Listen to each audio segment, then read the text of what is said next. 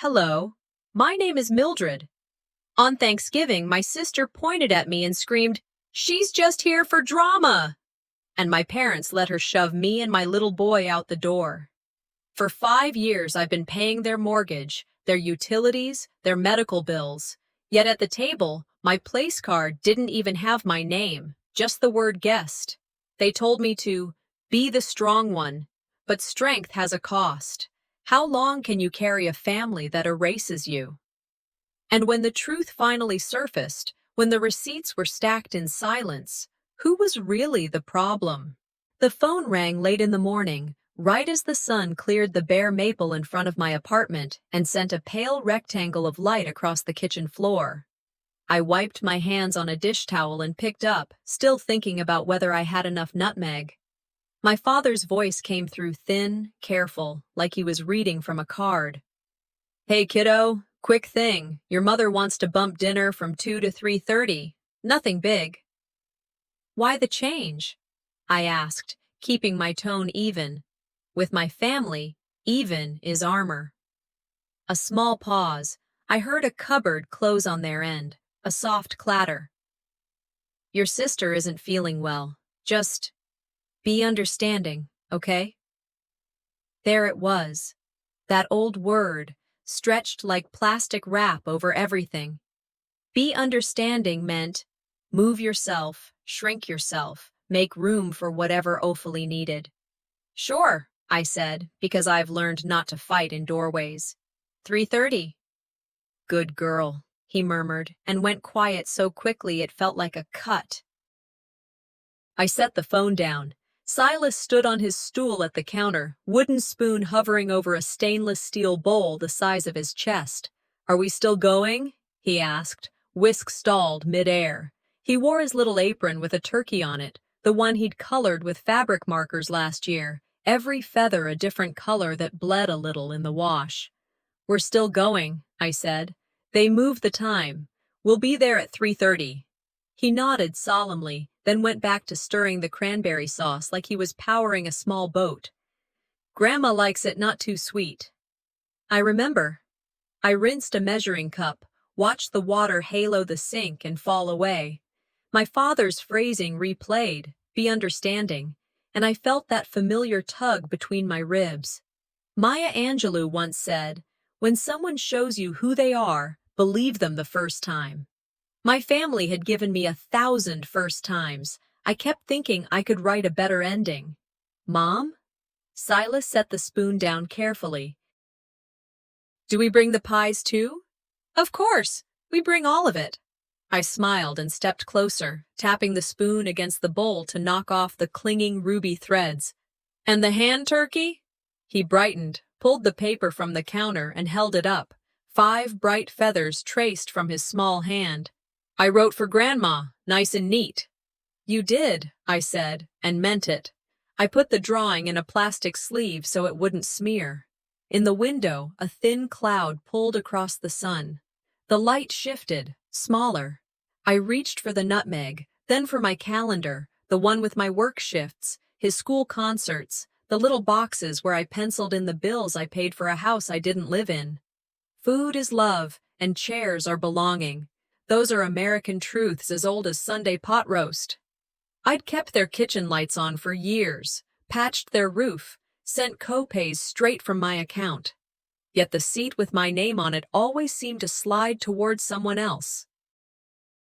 We packed in a kind of quiet that isn't sad so much as careful. I wrapped the pies in foil and slide-proofed them with kitchen towels. Silas snapped the lid on the cranberry container like he was locking a treasure chest. I tucked the hand turkey in my bag where it wouldn't bend. On the table lay the apron I'd washed that morning, his little flour-stained badge of honor. I folded it once and put it in too, just in case. "Will Auntie be there?" he asked as I zipped our coats. "Yes," I said. "Lots of folks will be there." I kept my voice easy because he listens for the grain of stress like a song he knows by heart. "We'll be on time." By 3:15 we were on the road, our city flattening into orderly subdivisions and cul-de-sacs where every mailbox leaned the same way. The sky had that Ohio gray that promises snow by dinner time and then forgets to follow through. Silas counted inflatable turkeys on lawns, 4, then 7, then a flock all together in a yard where a minivan had a bumper sticker about honor roll. I nodded along, hands at 10 and 2, thinking about the way my father's voice had dropped on the phone. Practiced, rehearsed, like someone had told him what to say. At 3:30, we turned onto my parents' street. Cars lined both sides from corner to corner. The driveway was full, even the spot where they left the trash bin on pickup nights. More guests than I'd expected. I pulled along the curb, heart tapping a polite rhythm in my throat. The front yard looked like a postcard. Faded pumpkins on the steps, a little bale of hay with a scarecrow that had lost one button eye. Through the window, I saw the flicker of the football game and the shape of my mother passing with a stack of plates. Butter and sage hung in the air as soon as we opened the car doors. Silas cradled the cranberry container in both hands, and I draped the pie carrier over my forearm. "Ready?" I asked. He nodded, serious. "Ready." We walked up the path. The wreath on the door was a circle of felt leaves my mother had made one November when I was in high school, and everything still felt possible. I knocked. Footsteps moved, hesitated, then the door swung open to my father's face, pulled tight at the corners like a shirt one size too small. "Hey," he said, half smile fixed. "You made it."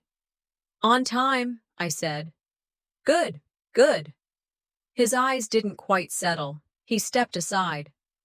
"Come on in." We crossed the threshold into warmth and a different kind of chill. Laughter blew past from the living room, then pulled back like it wasn't sure. My mother moved through the dining room with a dish towel over her shoulder and didn't look up at first. When she did, her voice lifted too brightly. "There you are! You look nice!" Silas held up the drawing. "I made you a hand turkey." "Lovely," she said, already turning to the table. "Just lovely." I set the pies on the sideboard and exhaled slowly. I have paid this mortgage, I thought, more than once. Yet every time I stand in this doorway, I feel like a guest who forgot to RSVP. "Can I put the cranberry on the table?" Silas asked, vibrating a little with the proud mission of it. "Go ahead, champ," my father said, ruffling his hair without meeting my eyes. The table stretched long and shining, 2 leaves added, the good runner in the center that my grandmother had embroidered before arthritis took her needle. Name cards sat in little silver clips shaped like leaves. I moved with Silas, guiding him past elbows and coats draped on chairbacks, past an aunt's perfume and an uncle's cologne and the faint, wet wool smell of people who had just come in from the cold. He set the container carefully at the far end near the rolls. Then I saw it. My sister's name, Ophalie, in the middle, flanked by Mom and Dad, written in the fancy pen my mother uses for Christmas cards. Cousins clustered nearby, each place card looped in the same tidy script, and at the far end, near the walkway to the kitchen, where the draft sneaks under the weather stripping, a simple white square that didn't say Lucasta or Mildred. It said, "Guest." For a heartbeat, I thought I'd misread it. Then the letters hardened and held. Guest. Not a mistake, not a smudge, a choice. Silas followed my gaze, his forehead pleading. "Mom, why does it say guest? Don't they know your name?" I could feel eyes touching us and turning away. I put my hand on his shoulder and made my voice as smooth as the tabletop. "Sometimes people forget who we are," I said. "But we don't forget ourselves." He nodded like he was agreeing to a rule in a game. My mother was suddenly beside us, adjusting a fork that didn't need adjusting. "We had to set quickly," she said, chin forward, not quite looking at the card. "Don't make a thing." "I'm not making a thing," I said. "I'm reading." From the living room came a cheer for a touchdown, a roar that didn't reach this end of the house. My father drifted toward us and paused, scanning the table as if he were just now seeing it, as if place cards grew like mushrooms from polished wood. He touched the guest card and then withdrew his hand like the paper was hot. "We can move it," he muttered. "Or we can call it what it is," I said. My tone stayed even. My cheeks did not. "Hey," a cousin whispered to another, "isn't she the one?" And the rest was swallowed by someone setting down a casserole with a thump. I looked at the chair. It sat near the door, facing away from the center, a seat designed for someone who might need to slip out without being noticed. I've read business books for work. There's a line that goes, "If you're not at the table, you're on the menu." My family had always been careful to keep my chair where it wouldn't change the conversation. Silas picked up his hand turkey again, fidgeting with the plastic sleeve. "Can I give it to Grandma now?" "Sure, bud," I said softly. "Go ahead." He trotted toward my mother, who took the drawing with both hands and said all the right words. "Beautiful. So thoughtful." She turned to pin it with a magnet on the fridge, then paused, then set it gently on the counter instead, already absorbed by the timer beeping on the oven. It wasn't cruelty. It was triage, the kind of constant triage she'd practiced for decades, where one child's feelings always seemed to land on a stretcher first. I exhaled through my nose, counted backward. No scenes, not yet. I picked up the guest card, looked at the back as if it might reveal a second name. Blank. I set it back where it had been and slid the chair an inch closer to the table. A small act, but mine. "Everything okay?" my father asked, as if the question itself could be a sponge. "Everything is exactly what it is," I said. He shifted, then cleared his throat. "We're glad you came." "So are we," I said. "We were invited." Aunt Aveline appeared near the doorway, eyes soft, mouth aline. She didn't touch me. She didn't need to. She stood there like a trellis, something quiet you can lean on without bending it. I gave her the smallest nod and felt my spine lengthen a fraction. I do not need a better person to be in this room, I thought. I need a better policy. "Mom," Silas called from the kitchen. "Can I help with the rolls?" He was already at the drawer with the potholders, small body radiating usefulness like a lamp. My mother glanced at me, then at him. "You can take the basket," she said, handing him the warm bread. "Don't drop it." He moved carefully, cheeks flushed with the honor. People smiled at him genuinely. Whatever else we were still a family that loved a child carrying warm bread. I took the chair marked guest and sat, the wood solid under me. The humiliation stood next to me like a quiet person, not moving. I smoothed the napkin across my lap, lifted my water, drank. If I stood up and insisted on a different card, the room would say I had made a scene. If I left, they would say I could never let things go. If I stayed, they would say I was still included. From the living room, my sister's laugh rose above the football noise, clear, practiced, the laugh of someone who knows she has the center and intends to keep it. I felt heat creep into my face and checked it with a breath. I am not here to beg a seat, I told myself. I am here to feed my son and watch him be part of a holiday. The rest I would handle later, with paper and boundaries and the kind of calm that lasts. Silas slid onto the chair beside me, proud of the empty bread basket. "I didn't drop any," he whispered. "You did great," I said, kissing his hairline. The table settled into the low shuffle of people finding utensils, shifting dishes, passing butter. My mother set the turkey down with a practiced flourish. My father carved, the blade flashing in rhythm. The room hummed. I felt the hum change just a little, the way a house does when the heat kicks on, a barely there vibration under the floorboards. It started at the other end, then came down the table like a weather front. A cousin's smile faltered, then fixed. Chairs creaked. Even the game's volume seemed to dip as if the TV itself knew to listen. I set my glass down, the sound small but sharp. "You okay?" I murmured to Silas. He nodded, eyes bright, unaware of the tide. Children feel rooms. They also forgive them faster than adults. I tucked a lock of hair behind my ear and raised my head. I have learned to recognize the moment before a storm. The air turns thin, and the words about to be spoken gather like pressure in the pipes. My mother's hand hovered over the gravy boat, then stilled. My father dabbed his mouth with a napkin he hadn't used. The cousin who'd whispered earlier folded and unfolded his program for the afternoon game. I straightened my shoulders, finding the center of my own seat. They've already decided what part I'll play today, I thought, but they forget. I keep receipts. And that's when I heard my sister's voice slice through the room like a knife. The door clicked behind us like a soft warning shot. Cold air pressed against my cheeks, and the leftover warmth from the hallway dissolved as quickly as steam off a kettle. I shifted the pie carrier to my left arm and reached for Silas's hood with my right. He tilted his head so I could pull it up without smearing the cranberry red smear he'd gotten on his temple, a tiny badge from his heroic stirring. "Coats," I said, keeping it light. "Gloves." He nodded, the brave kind of quiet kids pull on when they sense a room's weather. We stepped onto the porch. The wind moved the old wreath and made it whisper against the door. My phone buzzed in my pocket. One nudge, then another.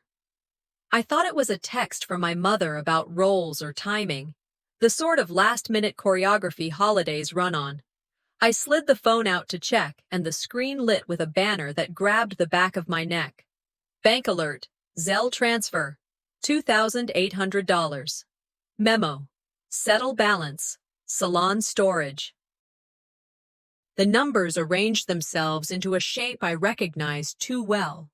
The recipient name was no mystery either. It was my sister's account, the one she used for personal odds and ends that never seemed to land on a budget. The timestamp overlapped the minute my father had suggested we head out. "We'll wrap you a plate." I angled the screen away from Silas, as if the digits might sting his eyes. "Mom?" he asked, reading my face the way only your child can. "Is everything okay?" I pulled in a breath, held it for 4, let it go for 6, the way I'd taught him before spelling tests and dentist visits. "You did nothing wrong," I said, warm and steady. "We're going to get dinner our way." He blinked, then nodded. "Like our own Thanksgiving?" "Exactly like that." I slid the phone into my coat, locking the screen. The old script tried to unfurl. Let it go. Be the strong one. Take the plate. Take the hit. Call it grace. I set it down gently and didn't pick it back up. Trust, but verify, I told myself. Tonight, I would verify. Dignity first, documentation second. We walked down the steps. The sky was turning that bruised November blue that always promises snow. It rarely delivers. I buckled Silas in, set the pies on a towel in the back, and got behind the wheel. My hands found 10 and 2, and the habit of the road soothed my ribcage. Before I turned the key, I opened my messages and slid the family thread to silent. Do not disturb. On, exceptions for the school, the hospital, and no one else. When grown-ups are unfair, I said, keeping my eyes forward, we don't have to stay and argue in the doorway. We can leave and take care of ourselves. That seems better, he said, small voice practical. Can we still have mashed potatoes? We can absolutely have mashed potatoes. I smiled, and the smile wasn't fake. And whipped cream, not on the potatoes, on the pie. He laughed, soft as felt. We did one more cycle of box breathing, 4 in, 4 hold, 4 out, 4 hold, until his shoulders dropped from his ears. Then I pulled away from the curb, checked the mirrors, and let the house with all its smells and sharp edges shrink inside the rear window. There's a little grocery in our neighborhood that always keeps its doors open until the last minute on holidays, for people who forget nutmeg or decide at 4 o'clock that they absolutely must have marshmallows on the sweet potatoes. The fluorescent lights were too bright for a day that calls for candles, but the aisles were blessedly plain. A couple in pea coats compared prices on green beans. A teen with a nose ring bagged with the speed of someone counting hours until midnight. America, at its most ordinary. People making do. We took a basket and kept it simple. Rotisserie chicken, still warm enough to fog the plastic, instant mashed potatoes, a can of green beans, a pumpkin pie for our own dessert. Silas spotted a can of whipped cream and looked up at me as if asking for the sun. I put it in the basket like a secret handshake. Crazy day? The cashier asked as she rang us up, eyes kind, voice tired in the way that comes from being on your feet since dawn. Family day, I said, which was both answer and confession. She nodded like she'd heard that hymn before. Well, you're almost through it. Almost, I agreed. I tapped my card and slid the receipt into my pocket. As we stepped away, I forwarded the bank alert to a dedicated email labeled Receipts and added a note to myself. Pull statements, save screenshots, check routing for joint emergency account. If feelings can be rearranged, facts are anchors. We loaded the groceries into the trunk and were closing it when a voice rose from the row behind us. Lucasta? I turned. Callista, our neighbor from the corner with the small bakery that smells like Saturday every morning, was heading toward us, flour dust still soft on her sleeve. She'd probably just shut her ovens down and come to scrounge a last-minute ingredient that her planner's lists hadn't forgiven. She glanced at our cart, at the hour, at the way my son held himself. Back up Thanksgiving? That obvious? I asked, not bothering to pretend. She smiled, not pitying, just human. Happens more than people say out loud. Silas lifted the pumpkin pie as if it were a trophy. We're making our own. Looks like you've got it handled, she said. Then, after the tiniest pause, if you don't want to eat alone, my table's hot. I've got rolls cooling and candles I forgot to buy holders for. You'll forgive me for the mason jars. I looked at Silas because I've learned to let his face be part of my compass. Hope rested there, cautious but unmistakable, like a bird deciding whether a hand will be safe. We'd love that, I said. Kindness is a door. Better people than me have wasted years staring at it instead of walking through. We followed her to her car, then back toward our street, the back way that dodges the traffic near the high school. Callista's kitchen glowed with the kind of light you don't notice in catalog photos. The combination of shade from a maple, one good lamp, and a bulb over the stove that hums faintly when it's tired. She cleared flour from a corner of the table with her palm and set down plates that didn't match and didn't need to. She lit 2 small votives in mismatched mason jars, and the flames made houses of light on the walls. "Pull up a chair," she said, the simplest benediction in the language. We did. I cut the chicken and spooned potatoes while Silas carried the green beans like he'd been promoted. He kept peeking at a corkboard by the pantry, pushpins holding bakery orders, holiday hours, a photo strip of Callista, and a woman I didn't know making ridiculous faces. He drew in a breath and pulled his plastic sleeve from my bag. "I made this for my grandma," he said, the way kids tell the truth even when it stings. "Can I put it there?" Callista took the hand turkey as if it were a stained glass window. "I was hoping you'd bring art," she said.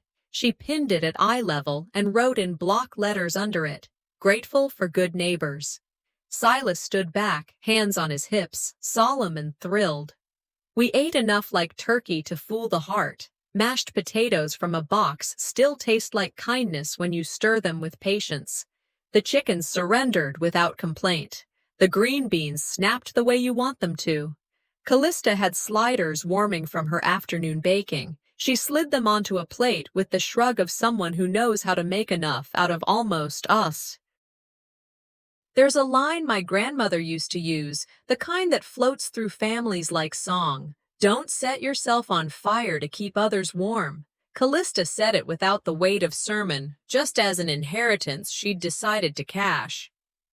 My dad said that whenever my mother tried to run the table and the stove and everyone's feelings at once, she added, smiling into her bread knife, Took me until 40 to believe him. I'm a late believer too, I said. The sentence fit like a spare key in a lock I'd tried to force for years. We ate, and it was ordinary and therefore holy. Silas named 3 gratitudes when we pushed our chairs back a little. New friends, whipped cream, and cartoons. I added mine. Clarity. Clarity isn't cruelty, it's a kind of mercy. Boundaries are a form of love. After the plates were stacked and the cans recycled and the last candle stub was pinched out, a cartoon hummed from the living room, some bright, benign animal solving a problem with teamwork and a snack. I opened my notes app and made a list I could hold without scraping myself raw. Transfer remaining funds out of the joint emergency account. Pull 12 months of statements. Timestamp screenshots. Draft a transition plan off my support. Specific, dated, brief. Schedule a consult with a financial advisor next week. Call my therapist. Strength that bends is strength that lasts. Put your oxygen mask on first, I wrote at the end, because it helps to be reminded that flight attendants and sages sometimes say the same thing. Callista sent us home with a small paper bag of rolls and a bakery sticker on the top because she said everything tastes better with a label.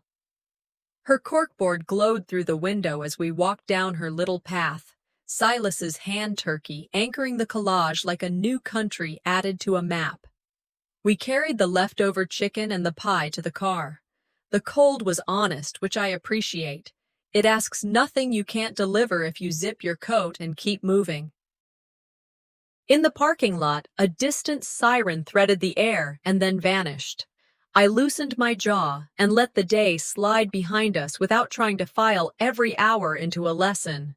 Not everything is for the record. Some of it is just for breath. At home, I set the bag on the counter, tucked the pie into the fridge, and poured Silas a glass of milk. He leaned his head against my arm while he drank, the way he used to do when he was small enough to tuck into the crook of my elbow. "Are we going back there tomorrow?" he asked, not accusing, just practical. "No," I said. "Tomorrow we do our own plan. Library in the morning, maybe a walk if the weather behaves, cocoa in the afternoon." "Can we invite Ms. Callista to the library?" he asked, the kind of idea kids toss like seeds. "We can," I said. "And we'll see if she's free." He nodded, satisfied. Bedtime moved like it should. Bath, pajamas, the last turkey sticker he insisted on putting on his toothbrush. He chose a book about a boy who builds a fort in the woods and invites people one by one who know how to treat a doorbell like an invitation instead of a test. I read until his eyelids got heavy, and then kept reading for 2 more pages because mercy is cheap when it's made of sentences. When he was out, I cleaned the counter, wiped a circle where the cranberry had set down, and opened my phone again. The bank alert sat in my email like a small, precise stone. I forwarded it to a folder called Receipts and attached a note I would understand in the morning. Cross-check joint emergency account agreement. Freeze if necessary. Confirm permissions. I wrote one last line to myself before I plugged the phone in. Tomorrow. Numbers, then boundaries. I'm not built for speeches tonight. I'm built for paper. Paper respects what mouths deny. The apartment softened into the kind of quiet that heals instead of hides. The refrigerator hummed its small, faithful song. Heat ticked in the baseboards. I stood at the window and watched the street lights color the parked cars a tired gold. Somewhere down the block, a dog gave one indignant bark and then thought better of it. In the middle distance, a jet slid across the sky on its way to somewhere people might be kinder to each other by default. Maybe not. Maybe kindness is always a choice, not a climate. I turned off the lamp. The room kept a low glow from the microwave clock and the charger's tiny eye.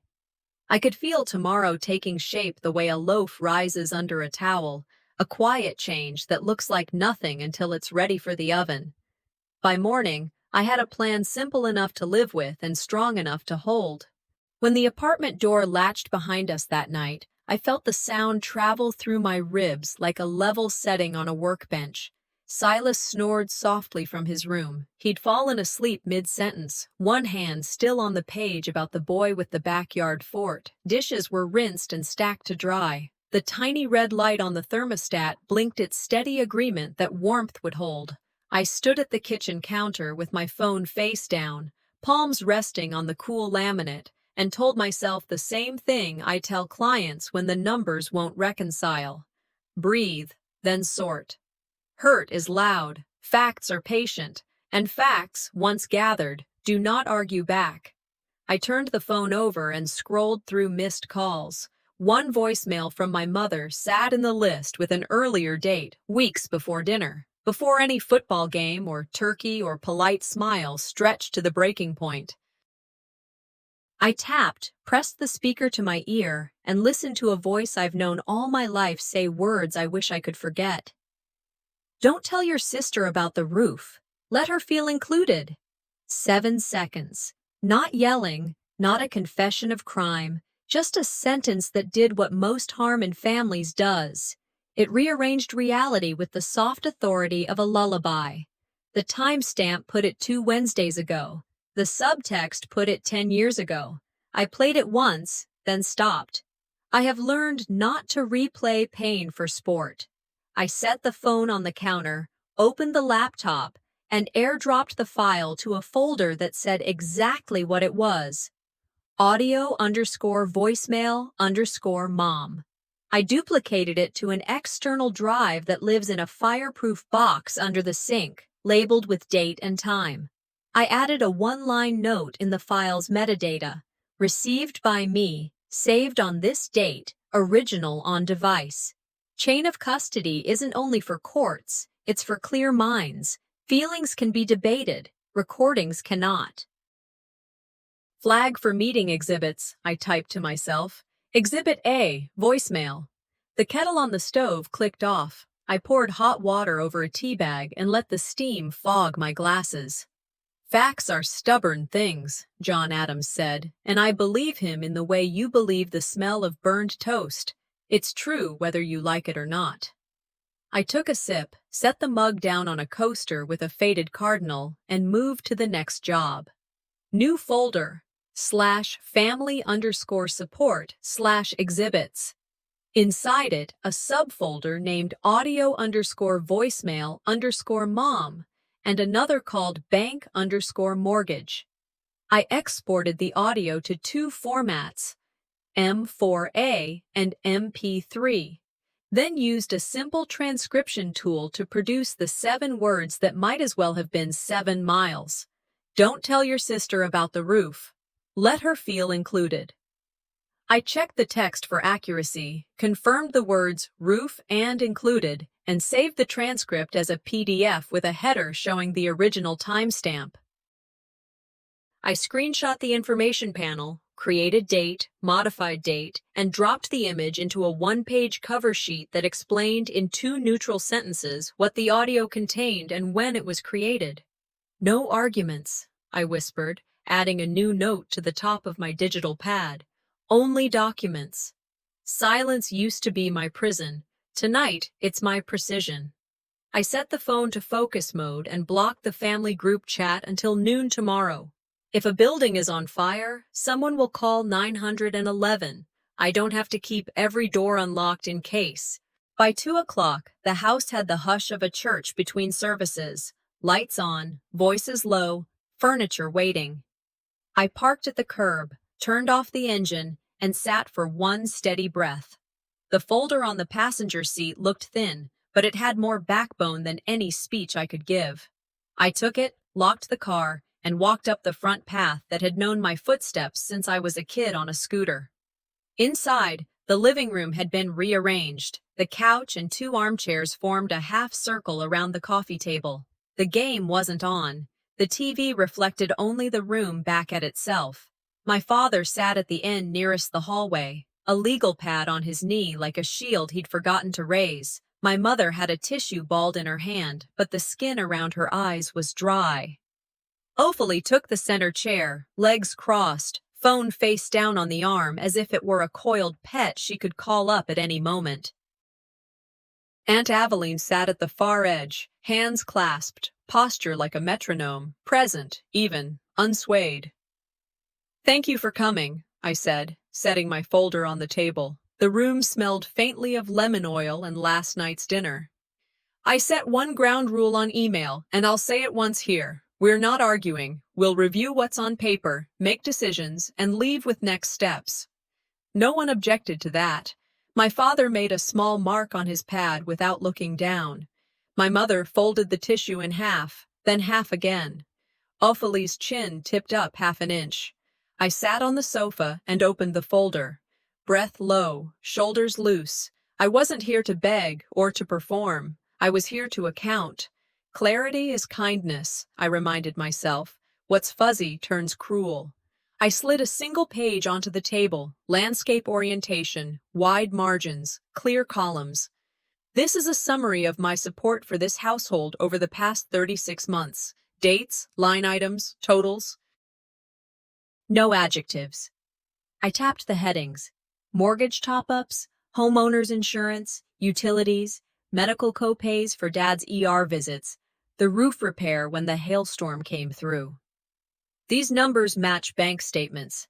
I brought those too if we need to verify. My father's eyes tracked the lines. I could see him doing the math silently, mouth tightening when columns aligned. My mother looked once and swallowed. Her gaze landed on a point just to the left of the page, as if the truth were a glare. Ophelie leaned back and stared at the ceiling, as if math were bad weather moving through. "This," I said, keeping my voice level, "is what kept the lights on."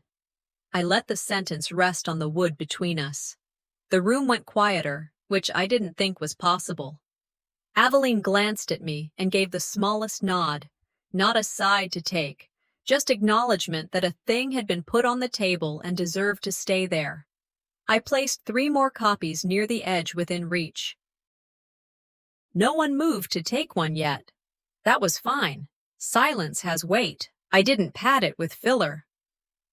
"Today's objective is simple," I continued. "We're moving from automatic support to a time-limited transition. After that, I won't be the bank of first resort." As if on cue, the reflexes surfaced. My mother. "Families don't keep score." I nodded. "We don't. And we also don't gamble one child to cushion another. This isn't scorekeeping. It's bookkeeping." My father, tentative. "Maybe today isn't about money." I met his eyes. "Respect is today's subject. Money just tells the truth faster." Ophelie folded her arms. "She's sensitive." "Feelings matter," I said, turning to my mother and then back to the page. "But they don't pay invoices. Sensitivity isn't a bank." My shoulders stayed open, hands still on my knees. I didn't chase anyone's gaze. I laid a business card in the center of the table. "This is a financial advisor who's agreed to work with you on practical options. Refinance without my name, downsizing, utility relief. There are choices. What you permit, you promote," I told myself without moving my mouth. I was done promoting my own vanishing act. I set a second sheet down, titled in plain font, "Next Steps." "I'll confirm attendance and send a recap after this meeting," I said, glancing to Aveline. "For the record, present are Dad, Mom, Ophelie, and Aunt Aveline. We'll keep this to 30 minutes so we stay focused." Ophelie gave a dry laugh. "She's staging a courtroom." I didn't look at her. "Agenda is review, transition, questions."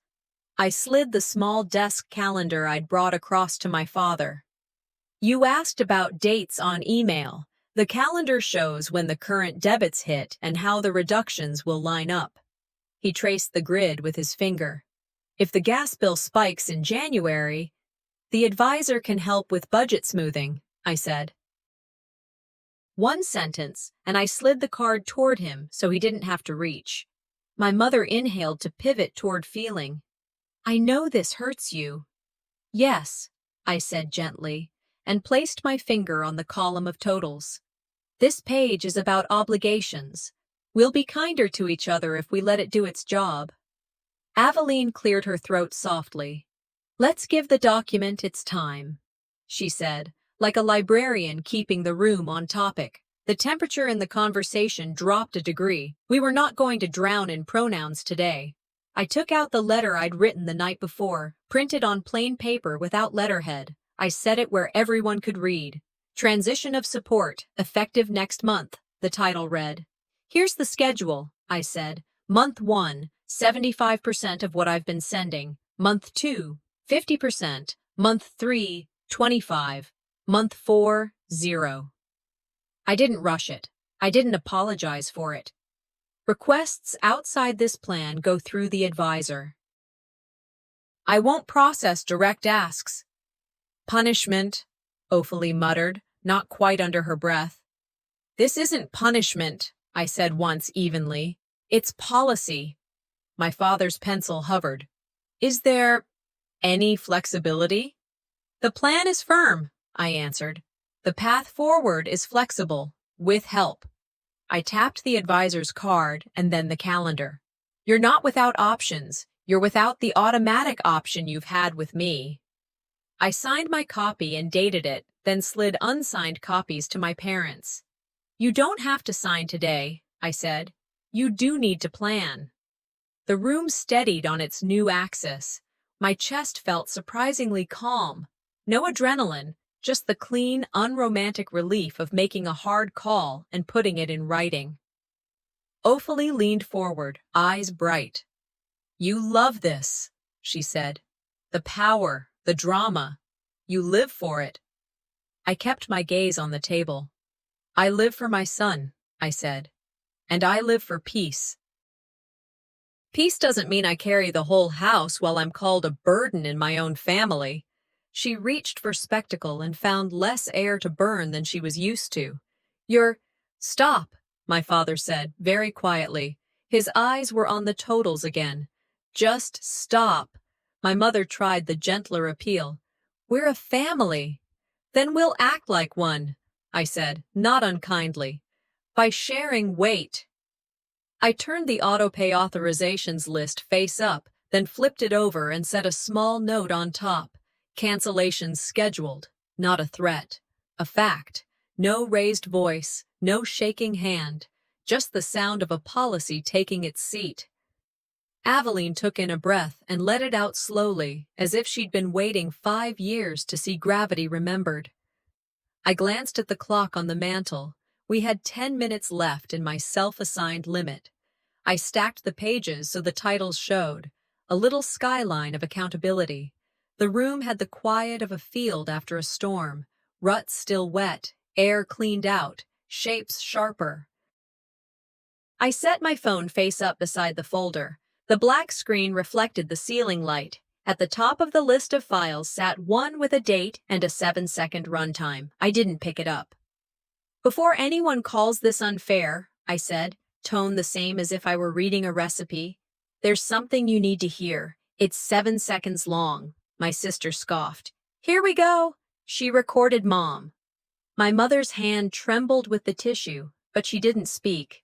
My father looked past me to Aveline, as if the older sister who'd babysat us both could referee a decade in a breath. This isn't to humiliate anyone, I said. It's to correct the record and keep it corrected, so we don't have to keep bleeding over the same pretend story. No one moved. The house made a small settling noise in the ductwork. Outside, a delivery truck hissed to a stop somewhere down the block. I tapped the screen to wake it, not to play, yet. The tiny triangle glowed at the center. The next thing in this room won't be my voice, I said. Ophelia rolled her eyes skyward. She thinks she's a judge, she muttered, but her knee started a restless bounce. I let the moment sit just long enough to be honest. I wanted no drama, no flourish. I wanted cause, effect, and a room that knew the difference. Whenever you're ready, Aveline said softly. And the way she said it made the word ready sound like a gate opening, not a trap springing. I placed my thumb over the triangle. I pressed play. My phone's speaker was small, but my mother's voice filled the room anyway, clear as a pin through fabric. Don't tell your sister about the roof. Let her feel included. 7 seconds. Then the kind of silence that isn't empty at all. It's a full cupboard no one wants to open. I let the quiet stand. No commentary, no crosstalk. Documents speak. I don't. I set the phone down like a tool I was finished with and slid the printed transcript, Exhibit A, toward the edge of the table so anyone who wanted to could read it closely. Date stamp is last month, I said, even as my voice stayed level. Call came from Mom's number. I've stored copies in the cloud and on a drive. This is not to shame anyone. It's to correct the record. We can't fix what we won't name. My father stared at the carpet, the pencil on his knee suddenly still. My mother reached for fresh tissue, the bald one already soft as string. Ophelie exhaled through her nose, a small performance. Out of context. Context is on the page, I said, tapping the summary that listed the roof invoice and the transfers that covered it. Dates, payments, contractors, they match my bank statements. Aveline's voice was soft but shaped like a straight edge. Let's stick to what's in front of us. We will, I said, and we won't debate my motives. We'll address actions and outcomes. I slid the desk calendar closer to my father. His hand hovered, then settled on the month we were in. He didn't look at me, but he gave a tiny nod. I took it for what it was, an acknowledgement that numbers are stubborn things. I turned a second page and laid it neatly in the center. Here's the policy. It protects everyone from temper and memory. Ophelie laughed, quick and hard. She's writing rules for her own movie. I didn't look away from the text. Cosigner status? Confirmed. Bank has my signature linked to 60% of liability. If obligations tied to my name are being used to cushion you, I initiate removal or restructure with the bank. That process starts if there's another unauthorized transfer or any request made directly to me outside the plan. I looked up. No direct cash or transfer requests from anyone. Housing issues go through the advisor. Any use of accounts tied to me without written consent triggers a formal dispute. Put simply, if it involves my name, it touches paper. If it touches paper, it carries proof. My father cleared his throat. Timeline? 4 months, I said, pointing at the small grid he still held. You have those dates. Month 1 at 75% of prior support, then half, then a quarter, then 0. The advisor is ready to map the gap. Options include refinancing without me, downsizing, and the assistance programs he listed. Hope is not a plan, Aveline murmured. Pretty sure Franklin would agree if he were here. My mother folded the tissue into a rectangle and then into a square. We're a family, she said carefully, like she was laying down a card she hoped would trump the rest. Agreed, I answered. Which is why we'll act like one, by sharing weight. This policy keeps the load from sliding onto the same back over and over. Ophelie lunged where she sat, words sharp. She recorded Mom. She wants a courtroom. She gets off on this. I complied with consent laws, I said, still seated, palms open on my knees. And I'm not here to litigate. I'm here to account. Family doesn't keep score, my mother tried again, voice thin. Family also doesn't erase the one keeping the lights on, I said. That voicemail doesn't say I wasn't paying. It says I was told to hide it. Aveline reached for the advisor's card I'd placed mid-table and slid it toward my mother without comment, as if nudging a glass of water to someone who'd forgotten to ask for one. My posture stayed easy. I refused the invitation to be loud. I have been their lightning rod for years. Today I was a breaker panel. What exactly are you asking for? my father said finally, eyes on the calendar, not on me. I'm not asking, I said. I'm informing. The plan is firm. The path is flexible. You can sell, you can restructure, you can trim. The advisor will help you do it without panic. Ophelie's mouth twisted. You love this word, policy. Say it again. Pretend it's not about power. Policy is power, I said. But it's power shared with paper, not hoarded in a throat. She swung toward my mother. She's making you small. No, I said gently. Pretending the person who pays the bills doesn't exist, that's what makes people small. I picked up my notebook and opened to the page I'd labeled Meeting, Sunday 2 p.m.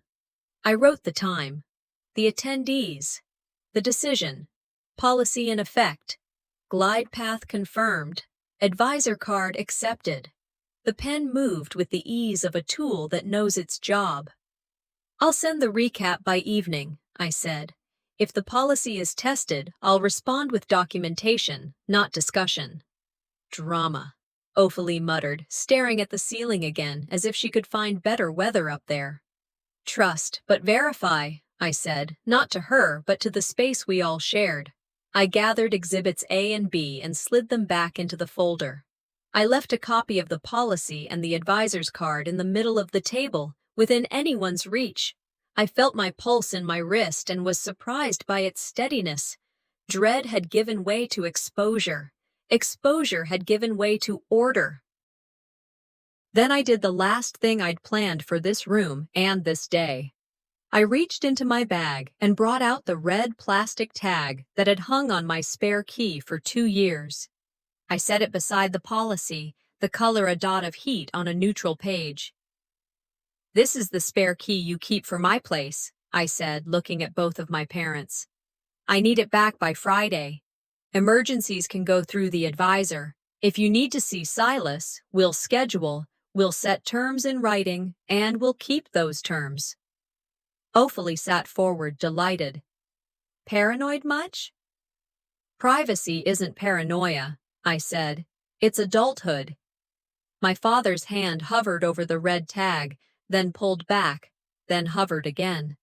He closed his fingers around it carefully, as if it were fragile and not plastic, and the room held its breath the way it does when a toddler takes their first step.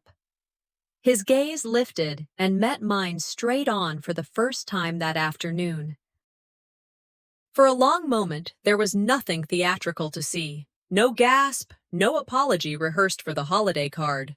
Just a man, my age plus 30, looking at his daughter without flinching. The house felt different by that inch alone, as if something had slid back into place in the walls. Behind him, Ophelie reached for one more jab, her voice turned to syrup. She'll be back for money the second she needs something.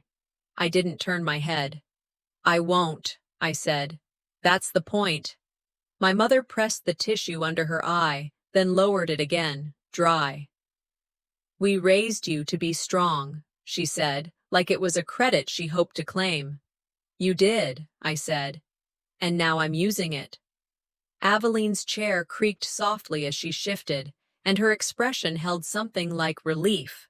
Strength with a railing, she said. That's what this is. I stood, not abrupt, not slow, just done. I slid my folder closed and slipped it into my bag. I looked at the calendar one more time and tapped the first date of the glide path so my father would see the movement start where a month could hold it. My email will have everything, I said. If you need clarification, copy the advisor. We heard you, my father said. I believe you, I answered. My mother lifted her chin a fraction. You could have asked nicely. I tried that for 5 years, I said. This is me being clear. Ophelie turned her face away, but her knee had stopped bouncing. I recognized the look. It was the expression someone wears when the wind changes, and they're not sure yet whether to complain about the draft or enjoy the breeze. I held out my hand without crowding anyone, palm open. The red tag flashed in my father's fist. He placed the key in my palm, and the temperature of the room shifted again.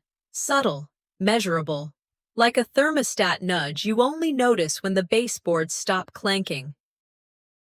The plastic felt absurdly light for the weight it returned to me. I didn't close my fingers right away. I wanted to feel the cool ring, the edge of the tag, the small ridge where a sticker had been peeled off months ago.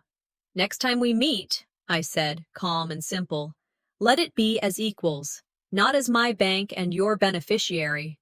No one had a clever retort to that. There weren't any to be had. Aveline stood, not to make a point, but to mark the end of a meeting that had done what it said it would do. She looked from my parents to me and then to the door, offering an exit everyone could take without scraping their pride on the jam. I slid the key into my bag and straightened my coat. I didn't apologize for anything. I didn't demand contrition. I had traded both of those rituals in for a policy that could live on paper and outlast moods. In a family like ours, that was the only kind of miracle that sticks. Dad lifted the tag, and for the first time in years, looked me straight in the eye. The air in the living room felt different after my father set the red tag in my palm, lighter by an ounce, heavier by a decade. The key ring clicked once against my skin and fell still. I didn't close my fist yet. I wanted the metal to cool there, to let my nerves memorize the small victory. No speeches, just breath. I slid the key into my bag and lifted my eyes. "All right," I said, quiet, steady. "Here's how we move forward." My mother drew her tissue in a neat square. "Must we do this as if we're at work? It's Sunday." "It is," I answered. "And I'd like Sundays to stop feeling like shifts I can't clock out of." I leaned forward, elbows off the table, hands open. 3 conditions if we're going to keep seeing each other. First, no money talk in front of Silas. Not jokes, not hints, not sighs. He isn't a ledger. Second, no labels during visits. No drama, no strong one. Words shape rooms. Third, every financial question goes through the advisor. Not through me, not through private texts that start with quick favor. My father's pencil ticked once on the legal pad. Ophelie tilted her head, smile brewing. My mother glanced at the window as if weather could interrupt policy. "These aren't requests," I said, tone even. "They're boundaries. Boundaries aren't cruelty, they're clarity."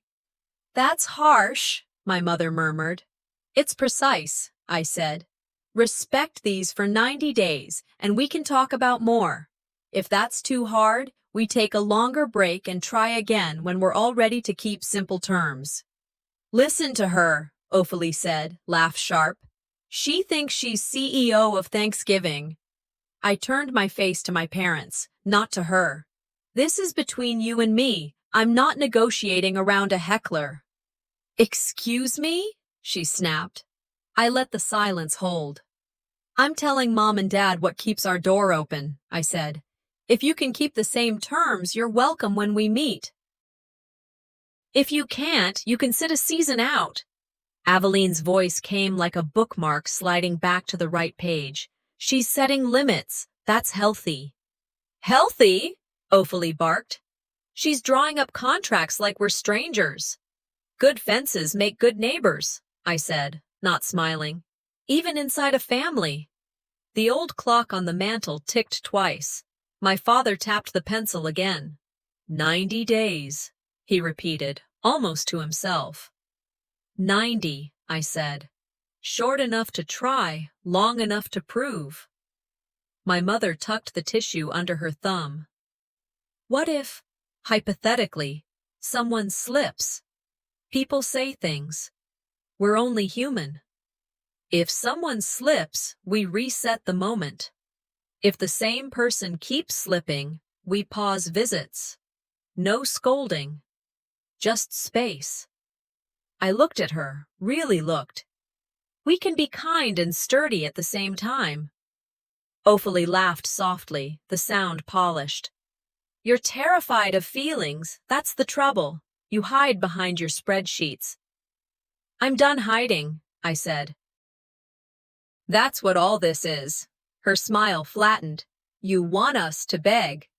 No, I said, calm as a metronome. I want us to grow up. Anger color rose along her throat, but anger was her oldest jewelry. She wore it to feel familiar. I kept my own pulse like a pendulum. My mother shifted, reaching for the center of the table as if she could gather the policy up and tuck it out of sight.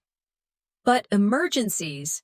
Go through the advisor, I said. My door is my door. I reached into my bag and set the red tag on the page again, a small flare. We already handled this. My father's fingers hovered, then withdrew. He had the key. He didn't need the tag to feel its absence. He looked at me, and for a breath, I saw the man who taught me to parallel park on a street with no traffic, hand on the back of the passenger seat, quiet instructions, trust that I would feel when the angle was right. Ophelie squinted. Paranoid much? Privacy isn't paranoia, I said. It's adulthood. Adulthood is knowing when to forgive, she shot back. And when to stop pretending, I said. The room tightened, as rooms do when a rubber band pulls toward its last inch of stretch. The birds outside the window threw a sudden scatter of shadows across the lawn, then disappeared into the hedges. Someone in the kitchen rattled a pan, paused, rattled again more softly. So, I said, letting the edges soften without bending the line. We're agreed? My father looked at my mother. She kept her eyes on the red tag. We can try, he said. Try and keep, I said. Not try and test. Ophelie's laugh came out brittle this time. You hear that? She wants compliance. I want respect, I answered. For you too. These terms protect all of us from our worst habits. She leaned forward, elbows to knees. You're weaponizing money and keys. You want the upper hand. No, I said.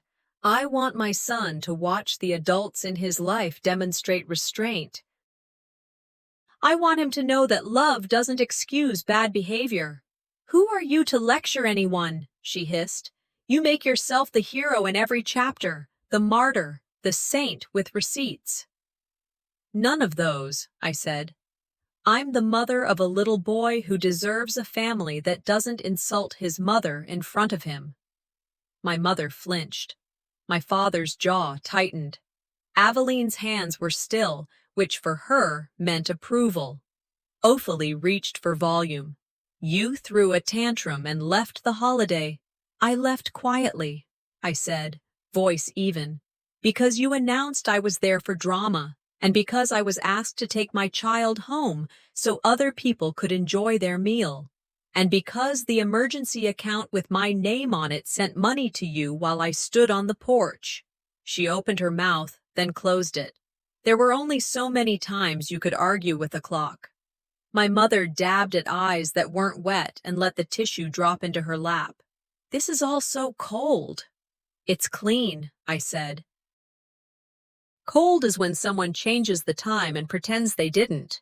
Cold is when a place card says guessed where your name should be. Clean is naming what happened and setting the table differently next time. My father rubbed his temples with the flat of his fingers. Enough, he said to the room without choosing a direction. Let's just end this with something we can do. Here, I said, sliding the policy and the advisor's card toward him, then toward my mother. This is what you can do. Ophelie scoffed louder, a sound like a chair scraping tile. She'll be back the second she needs something. Watch. I stood, smooth and final, and slipped my folder under my arm. I won't. That's the point. I buttoned my coat. I'm not leaving in anger, I added, because that mattered to me in a way it wouldn't to her. I'm leaving in order. Aveline stood too, not a bodyguard, just ballast. She's right, she said. Order is how families get better. My mother took a small breath that wanted to be a sob and decided against it. You'll miss Christmas. We're making our own, I said. You're welcome if the terms are kept. The terms, Ophelie repeated, rolling the word in her mouth like a marble. Who talks like that to their family? People who want to keep one, I said. My father stared at the calendar one more time, the little squares where months are supposed to make sense. We'll, he began, then stopped, then started again. We'll try. Good, I said, and meant it. I hope you do. I lifted my bag, its weight familiar, its contents simple. The policy on the table looked small and strong, like a bridge you don't trust until you drive across it and feel how it holds. I took a step toward the hallway. Ophelie's voice shot after me like a slingstone. She'll be back, she said to the room, not to me. She always comes back. I turned at the threshold and looked at her once. Not this time, I said, not without respect.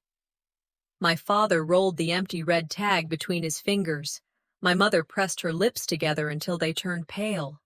Aveline gave me a look that said both, go and I'll stay. I walked down the hall, past the framed school pictures and the shadow on the paint where a mirror had hung for years and then disappeared after the last remodel. The front door stood open a slim inch. Cold air edged through. When I pulled it wide, the afternoon light reached in as if the house had been waiting for a change in weather. On the porch, the air felt sharper and more honest. The wind tugged at my coat and ran cool fingers through my hair. I stepped onto the top stair and paused long enough to name what this was. A close. Not a flounce, not a flinch, a clean hinge. Footsteps sounded behind me. My father had followed as far as the entry, then stopped at the line where carpet meets tile. He lifted the tag again as if showing me we hadn't imagined it, then lowered his hand. We didn't need words. I went down the steps and onto the path, the concrete holding my weight, the yard's last leaves skittering in small circles like coins deciding where to settle. At the curb, my car waited, the way ordinary things wait for you to become brave, without applause, with the engine that starts when you ask it to. I opened the door, slid in, and exhaled. I didn't look back as I pulled away. I didn't need to. Some houses you can feel in the rear view, even with your eyes trained forward. Halfway down the block, I stopped at the light and rested my forehead on the heel of my hand. The adrenaline I hadn't allowed inside the room asked to arrive now. I let it knock once and then sent it on its way. This is the cost of being calm, I told myself. You pay later in tremor, not interest. I turned onto the main road and let the tires hum a small, good song. The grocery sign glowed even in daylight. The bakery on the corner had its closed sign turned, but I could still picture Callista's corkboard and the hand turkey smiling from its pin. My phone, face down in the cup holder, stayed dark. No beeps, no pings. Blessed silence I didn't have to earn with apologies. At a red light, I found the corner of a napkin in my coat pocket and wrote 3 words with a golf pencil I kept for lists. Keep the terms. The napkin felt like ridiculous paper for a serious promise. Maybe that was exactly right. Families are built on paper and pie crust and small gestures done every day until they turn into architecture. When I parked outside my building, the early winter sun had slid low enough to make the sidewalk a long ribbon of gold. I sat for a minute, both hands on the wheel, listening to the engine tick as it settled. I could still hear my sister's last line, "She'll be back," and felt how easily my old self might have sprinted to prove or disprove it, to chase the last word up a staircase that only led to the same landing. Not this time. I turned the key, the engine shivered quiet, and the afternoon lay down around me. I gathered my bag, stepped out, and locked the car. When the door of my building swung shut behind me, it gave a soft wood-on-wood sound I have always loved. Some doors slam, some whisper. This one chose mercy. In the elevator mirror, I saw a woman with flushed cheeks and steady eyes, coat buttoned to the throat, a folder tucked beneath her arm like a passport. Not a martyr, not a saint. A mother who understood that love requires terms if it's going to outlast a storm. Inside my apartment, the heat lifted a gentle sigh as it came on. I set my bag on the counter, laid my keys in the bowl, and without thinking, reached for 2 mugs. The ritual of cocoa had become a private holiday.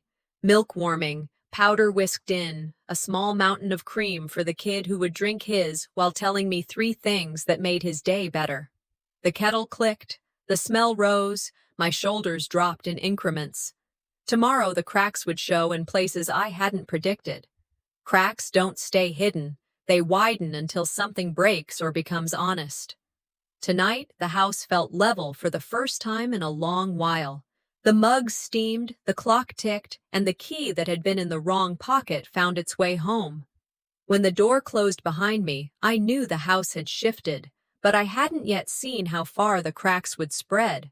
At 7:20 Monday morning, I opened the door for the paper and almost stepped on the envelope. Padded, no return address, sealed with a strip of clear tape. For a second, I thought someone had left Christmas flyers early. Then I felt the weight and knew it was mechanical, something with edges.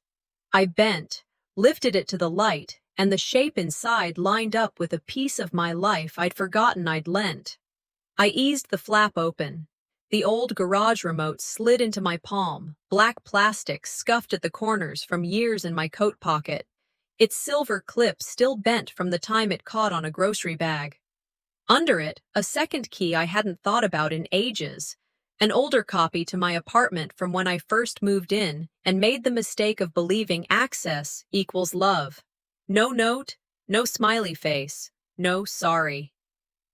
Outside, down at the end of the street, a pickup turned the corner and disappeared. Red taillights blinked once and went gray. I didn't call after him. Respect isn't a speech, it's repeated behavior. Today's envelope counted. I propped the door with my hip, took 2 photos, contents on the doormat, date and time visible on my phone, then dropped both pieces into a zip bag and wrote, with a Sharpie that had seen every science fair and bake sale, keys, returned. Evidence isn't for court, it's for clarity. I tucked the bag into the fireproof box where the rest of my sanity documents live now, and set the lid back with a hush. A text from Aveline arrived as I was setting out bowls for cereal. "I'm proud of how you held the line," it said. I answered with a check mark and, meeting recap, going out by noon. Silas padded into the kitchen, rubbing his eyes, hair flattened on one side like a small thundercloud had slept there. "Toast or eggs?" "Both," he said, climbing onto his chair. 1 and 1. Deal. I cracked eggs into a pan, listening to the comfort of breakfast noises, a low sizzle, the warm click of the toaster, the radiator waking. We did our small routine while the yolks set, the one we use for school nerves and dentist offices and, lately, everything else. 4 in, 6 out. He didn't ask about yesterday. Sometimes quiet is a gift you don't wrap, you just accept. I slid a plate in front of him. 1 egg, 1 toast, both cut into squares he calls puzzle pieces. I tucked a copy of the photo we'd taken at Callista's, him grinning under the corkboard, hand turkey pinned like a badge, into the front pocket of his backpack. I want him to remember belonging, not doorways. "Library after school?" he asked, between bites. "If homework's light, yes, and Callista said the bakery will have ginger cookies later." He smiled into his orange juice. "Can we bring her one of my drawings?" "We can bring her too." I kissed the top of his head, shook the pan so the last egg slid loose, and decided I would not say the words family thread or policy aloud before 8 a.m. Sometimes keeping the air clean is its own prayer. After drop-off, I set Do Not Disturb on my phone and gave exactly 2 exceptions, the school and the advisor. I silenced the family thread without opening it. The road into downtown was clear in that Monday way. People back in their seats, coffee lids secure, traffic moving like a resigned river. I parked, walked through the glass doors of the office, and said good morning to the receptionist whose nails always matched the seasons. At my desk, the spreadsheet waiting for me seemed to exhale. Numbers don't sulk. They just sit still until you ask them to stand up and make sense. My coworker Dave rolled by with his chair and hovered, a mug balanced on his knee. "You good?" "Setting better policies at home," I said, tapping awake a tab I'd labeled Reconcile.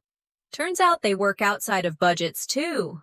He nodded, a dad who knew something about school calendars and how families require instruction manuals no one remembers to print. "What you allow is what will continue," he said, like he'd swallowed a fortune cookie and kept the slip. "Shout if you need me to look at anything, Matthew." "Always," I said, and meant it. At lunch, I took my laptop to a corner table by the window and opened a fresh email. Subject line: Family meeting. Next steps. Effective dates inside. In the body, 2 pages that read like a well-run staff memo instead of a plea. Who attended, what we reviewed, the 4-month glide path, the non-negotiables. No adjectives, dates bolded. Underneath, attachments, support summary, 36 months. Exhibit A, voicemail transcript. Exhibit B, cosigner confirmation, and the advisor's card with office hours and a link for scheduling. I CC'd the advisor, BCC'd Aveline, and sent. Then I made a filter rule. Any reply with urgent, money, or help auto-forwards to the advisor. I won't be the switchboard.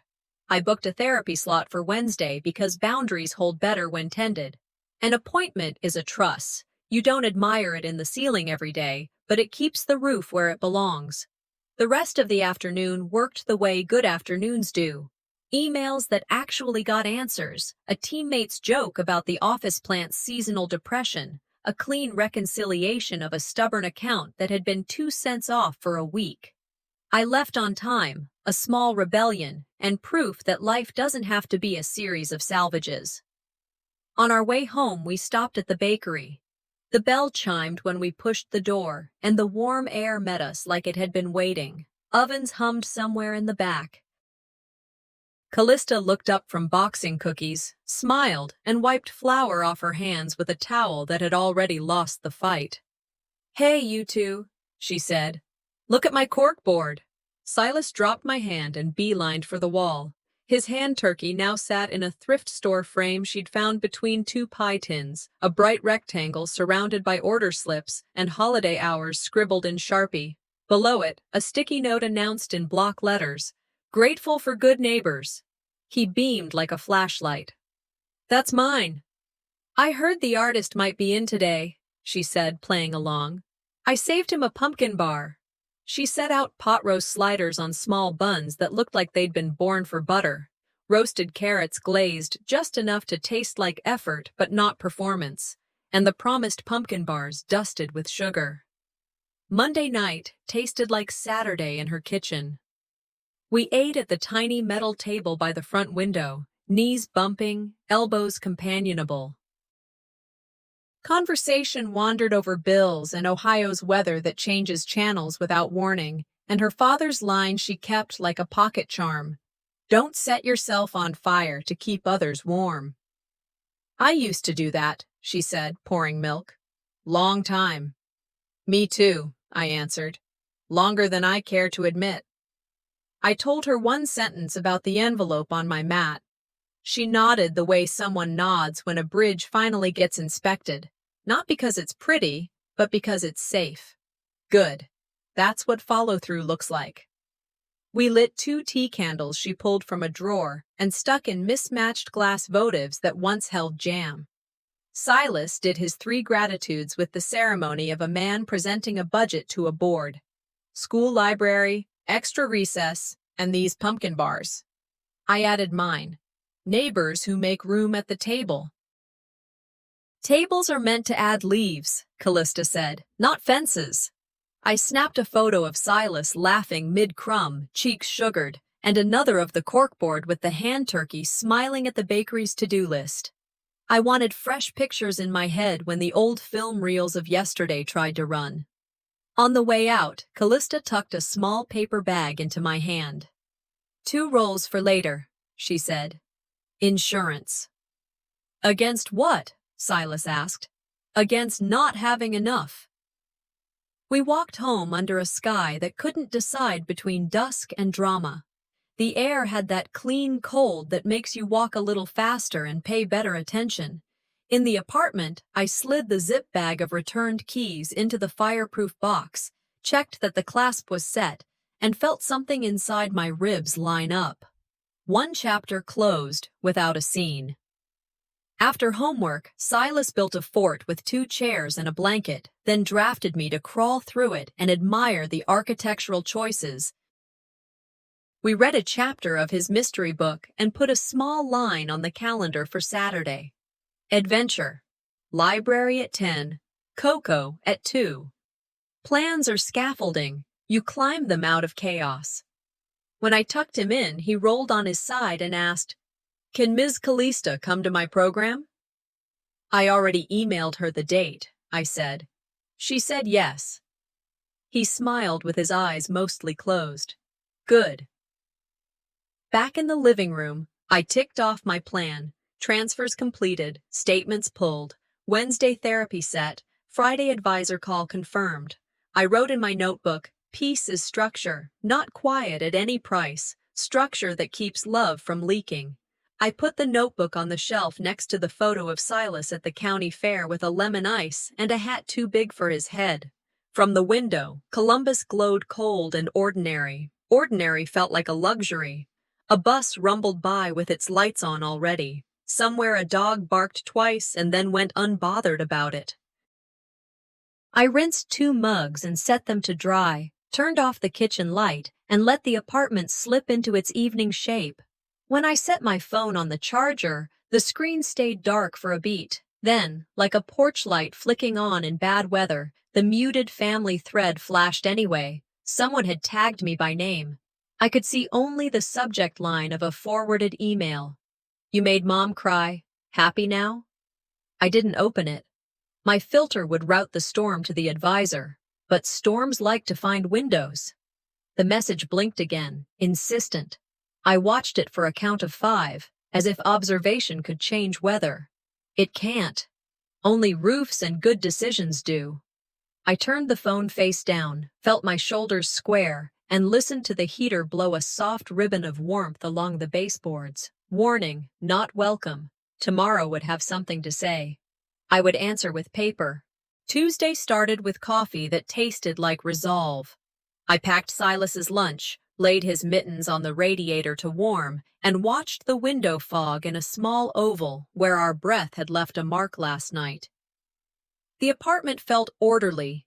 Dishes done, backpack by the door, library book in the outer pocket. I told myself the day would follow the same clean lines. Then my phone lit up on the counter like a row of flares. Subject lines from the muted family thread paraded across the screen. Urgent. Help. Money. Mom upset. I didn't open them. The filter did, the way a good rain gutter catches what would otherwise rot your porch. Every message tagged with those red words slid to the advisor with an automatic reply I'd written in plain English. Financial matters, route to advisor per policy. Another ping. This time it was a mass email from my sister. Performance ready. We're being punished, she wrote to a string of relatives, CCing my parents, an aunt 3 states away, a cousin who only visits for weddings. She's withholding out of spite. The word withholding, chosen for sting. My filter sent it to the same place, the same reply attached, and I didn't have to touch it. Don't wrestle, root. I route storms. I don't wear them. Within minutes, the advisor answered with the steadiness of a man who had seen this show before. Please choose a meeting time from the link. Attached is a budget worksheet. Kindly compile the last 90 days of expenses. No sermon, no sigh. Paper, then plan. I typed one line to my parents. Only them, not her. I'll be available at the scheduled time. All requests go through the advisor. Then I put the phone face down and zipped Silas's coat up to his chin. "Library after school?" he asked, breath making a little cloud in the cold hallway. "You read my mind," I said, and meant it. By noon, I'd processed 2 accounts at work and eaten a granola bar at my desk when a new text slid into view from a cousin on my mother's side. Not part of the problem, not close enough to be pulled into every small family weather pattern. The message contained a single line: "You should see this."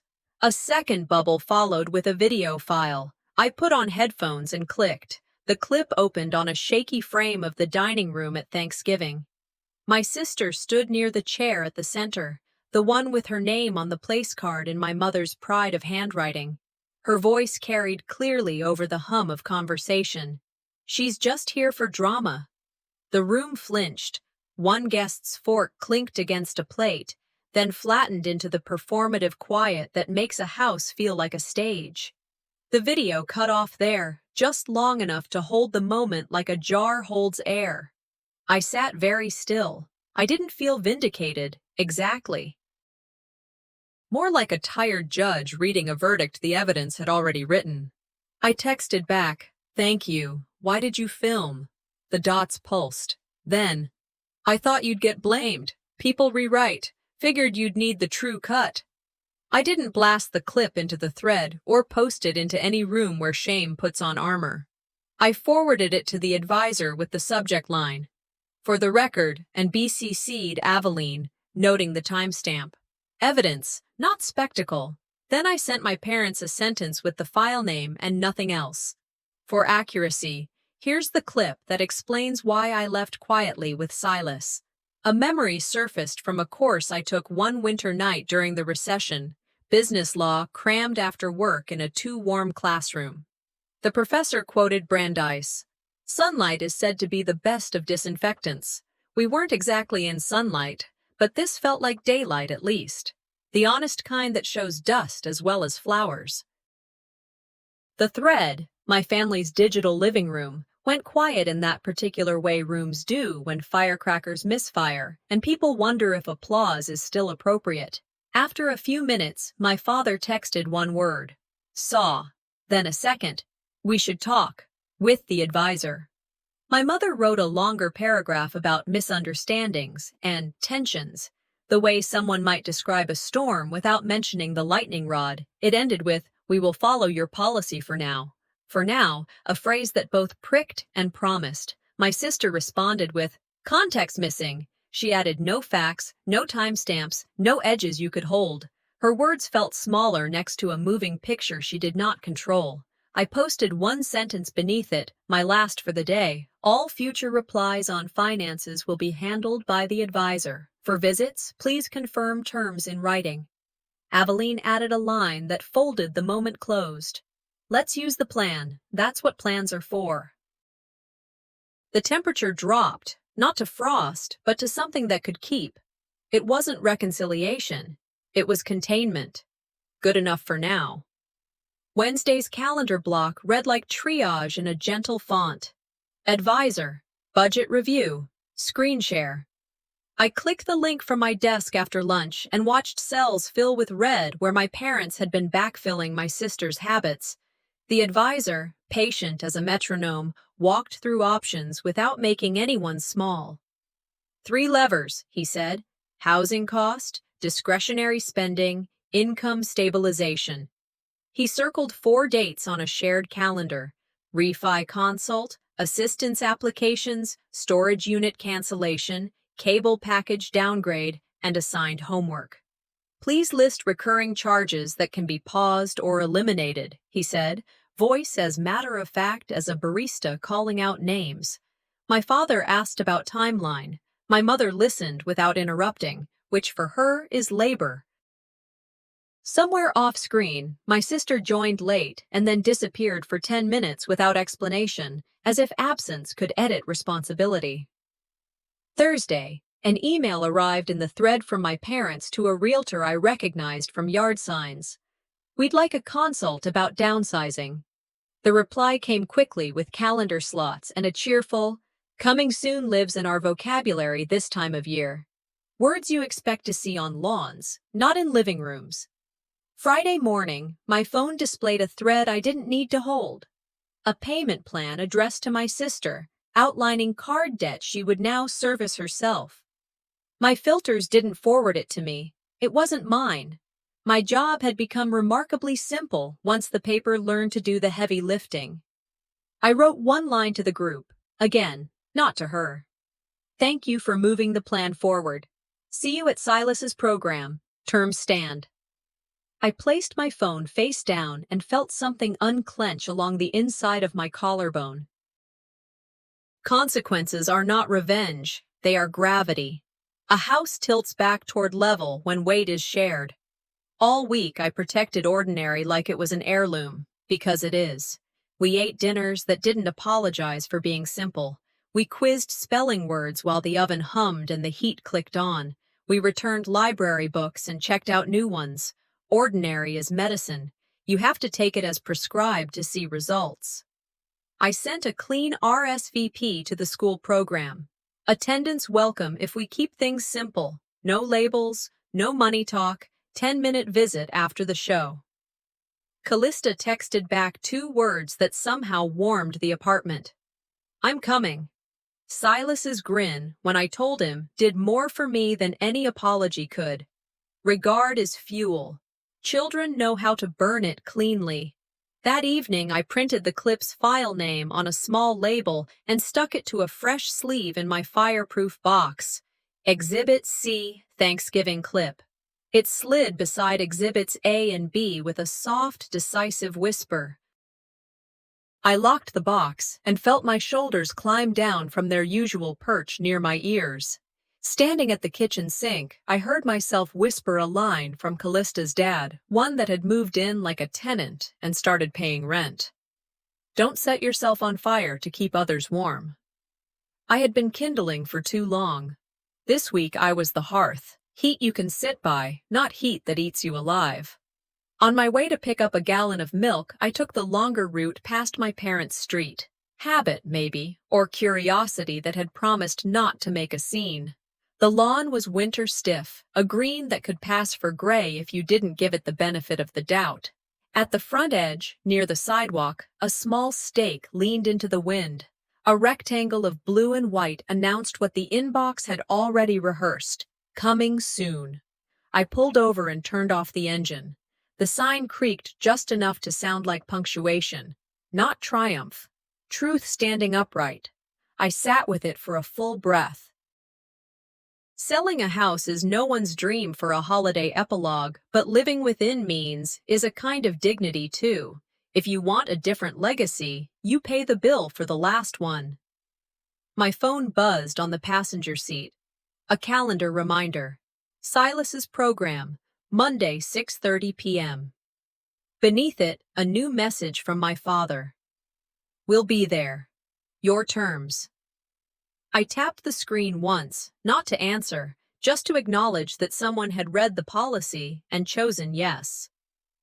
On the way home, I stopped at the bakery for 2 ginger cookies and a hello I didn't have to earn.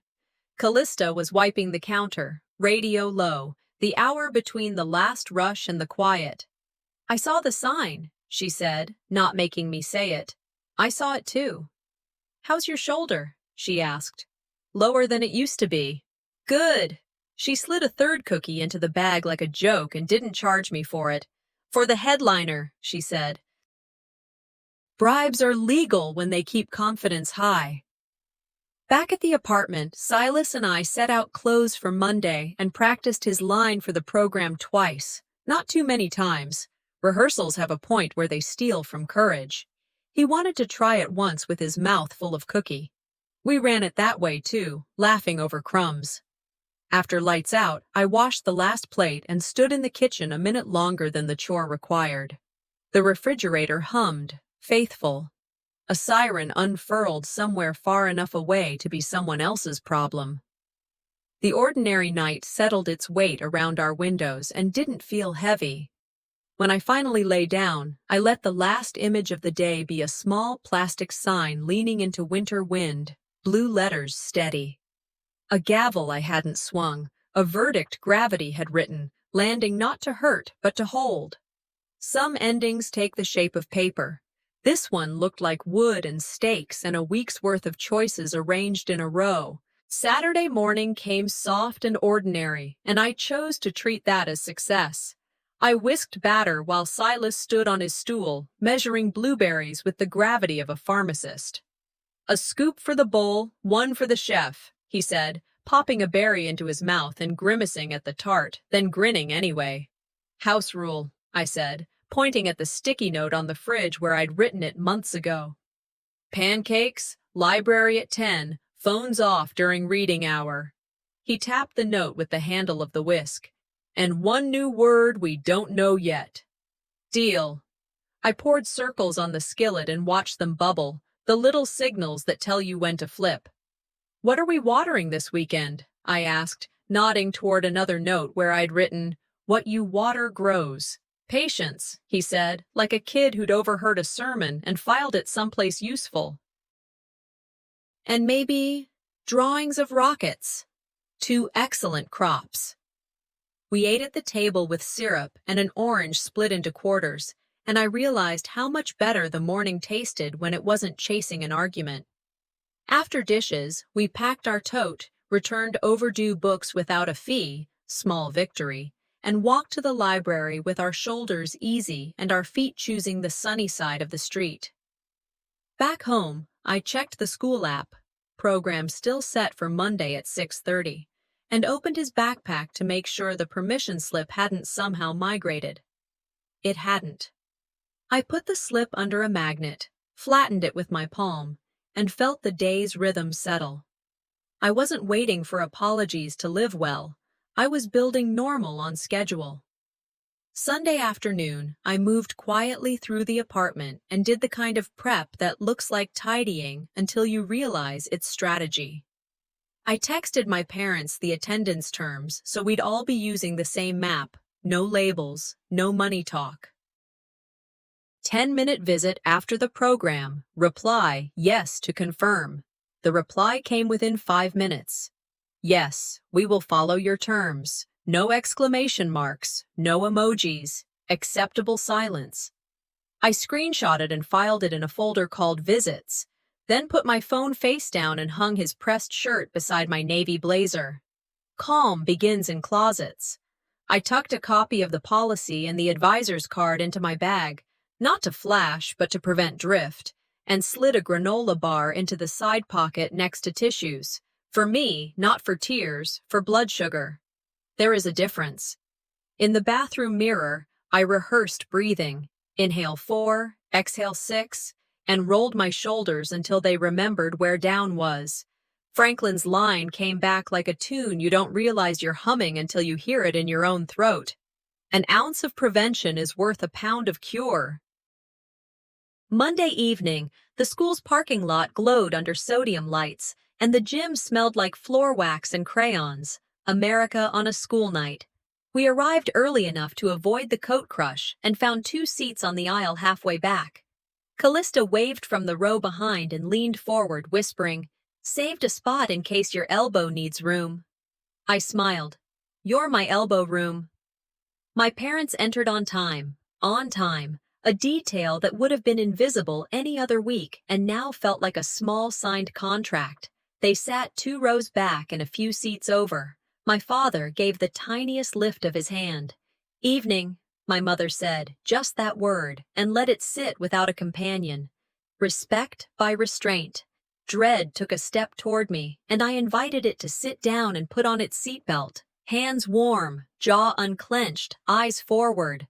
I tracked Silas instead of the rear row. He darted backstage with the other kids, a bright sliver of movement, then reappeared at the curtain and gave me the thumbs up he uses when he's not sure if he's the one who needs reassurance, or I am. "We've got this," he mouthed. "We do," I answered, fingertip to my heart. Aunt Aveline slipped in and took an end seat. She nodded once, and it did what it always does for me. Signaled witness without weight.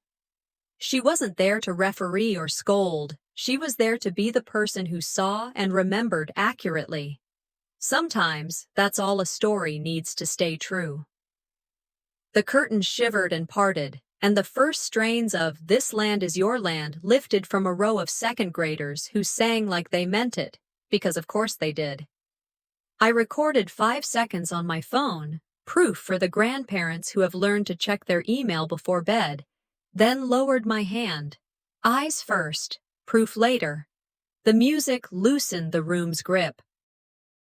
Heads tilted, shoulders dropped, the familiar alchemy of children making adults better behaved. Silas waited 2 down from the microphone, mouth forming words before he reached his turn. When he stepped forward, his feet knew where the tape line was. He didn't need to look. His voice was not loud, but it was clear. He said his line about kindness being something you can carry in your pocket, and for a second, he looked left, found me, and steadied himself on my smile the way you steady yourself on a railing.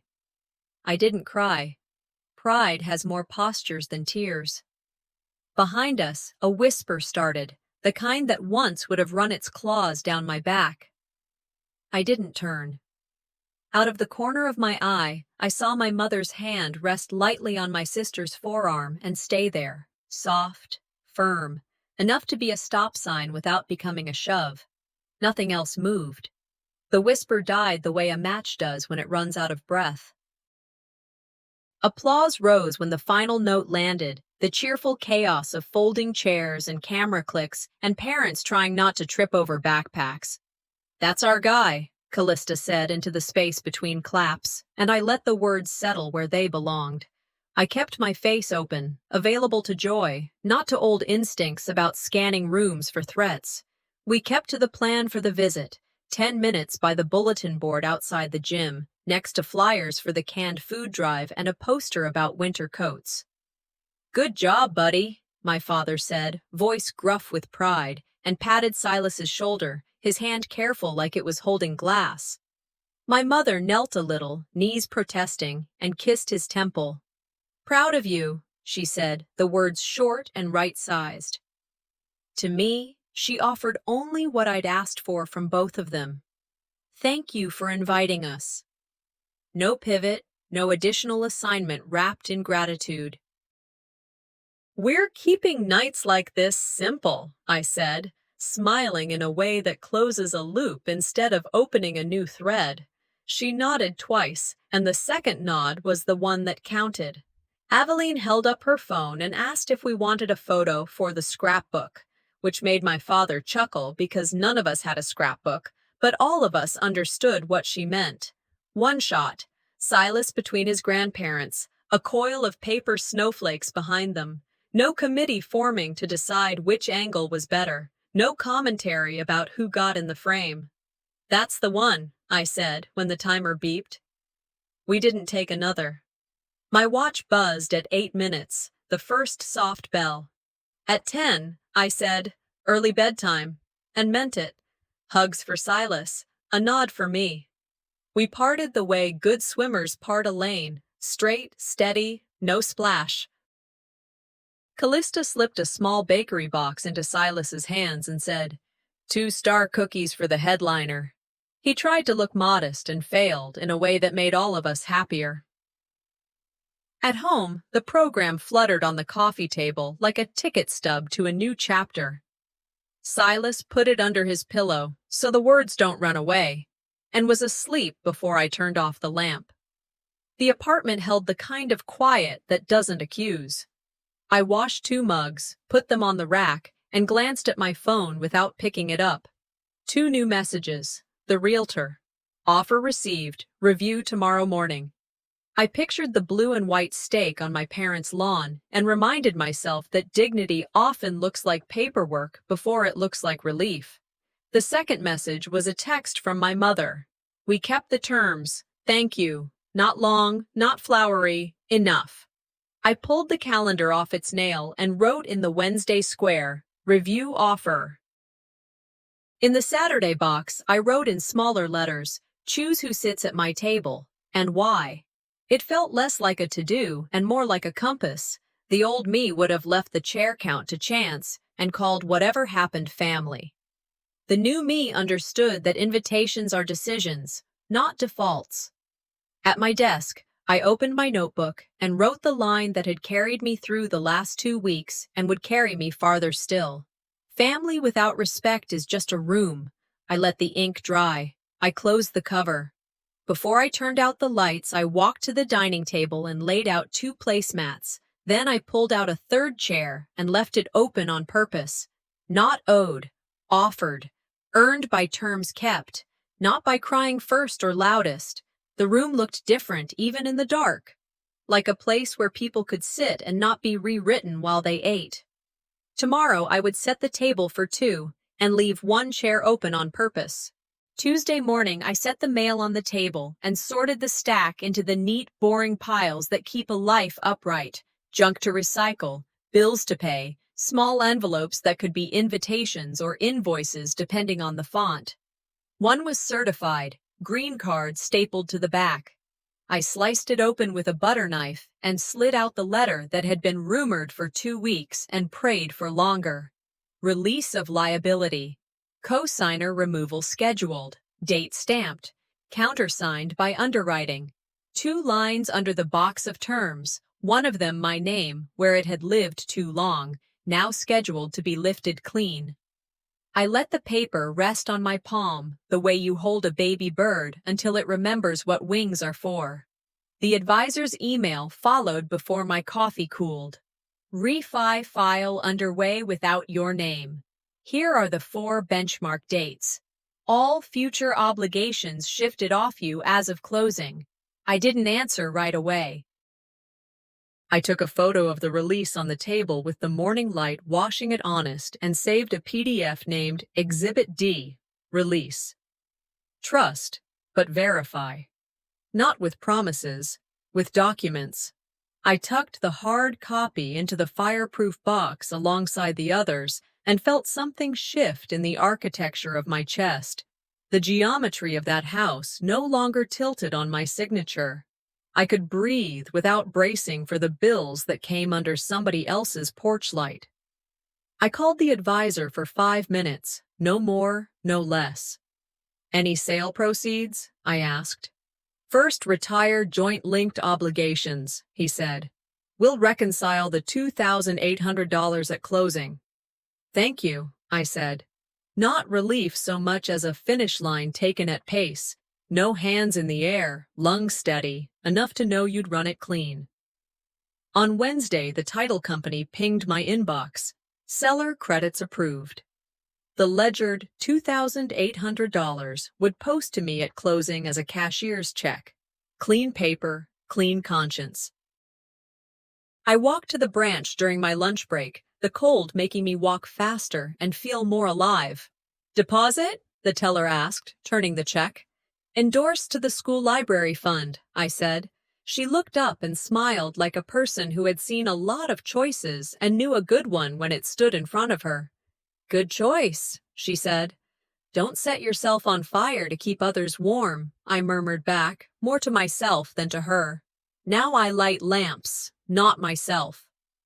I closed the dormant emergency joint account in person, the one that had been opened for what we called storms and used for weather my sister invented. I revoked third-party authorizations and asked for printed revocation receipts.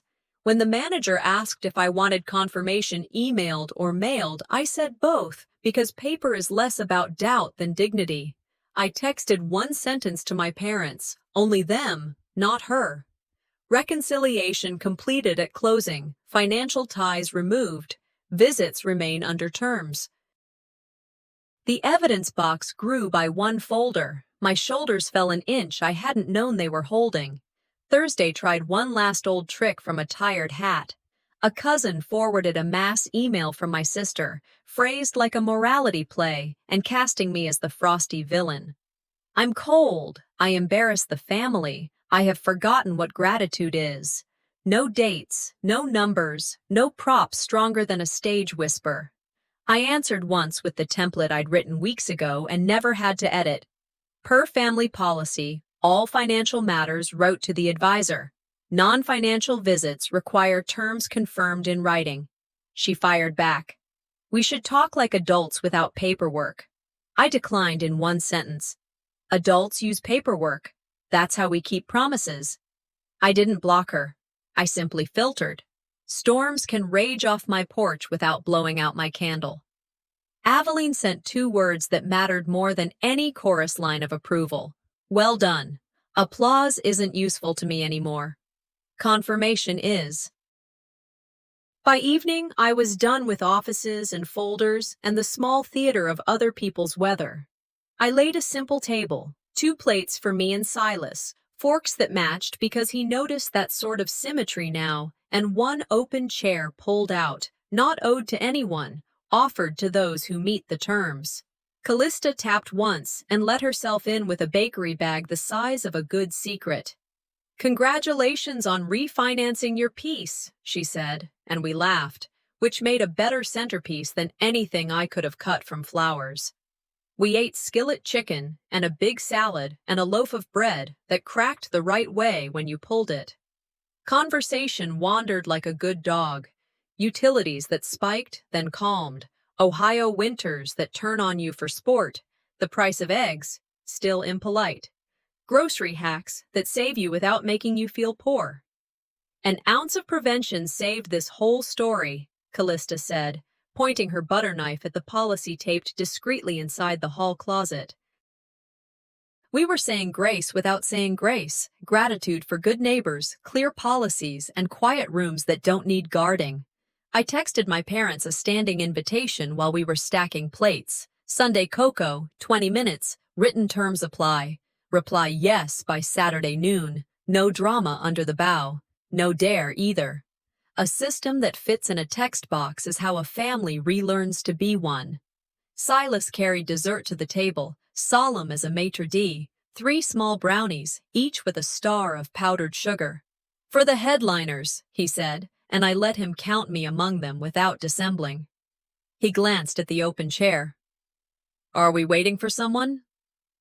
We're making room, I said, for people who keep their promises. He nodded and tapped the empty seat once with his fingernail, as if to test its sturdiness. When the dishes were done, and Silas had disappeared into a fort made of 2 blankets and a lot of optimism, I poured cocoa into 3 mugs and stood as if I were toasting something you can't buy, because I was. Family without respect is just a room, I said, the credo I had earned, light as a line and heavy as a beam. Callista lifted her mug. I'll drink to that. And 1 more, I added, smiling at the truth that had taken me 30+ years to learn. Love without boundaries is a fire code violation. The room chuckled. The line landed. The heat we made tonight was the kind you sit by, not the kind that eats the host. Silas slid out from his fort and put a hand on the open chair. What you water grows, he said, parroting a line that had made a home on our fridge. We're watering this, people who show up right. Exactly, I said, and kissed the top of his head, grateful for a child who could name a principle without turning it into a weapon. Final acts matter. I archived the case file, A through D, into a single folder labeled Close Out and printed the 1-page policy for visits. I taped it on the inside of the hall closet at eye level, where no one would feel ambushed and no one could claim they hadn't seen it.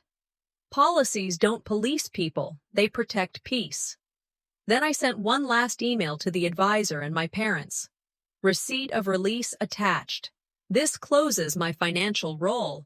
Doors don't need applause when they close with a click you can trust. The phone buzzed before bed. Yes, from my parents for Sunday cocoa. 10 minutes later, a second text from my sister, stripped of costume for once. If I follow the terms, can I sit in the open chair? I didn't answer that night. The chair stayed open, not empty, earned, not owed.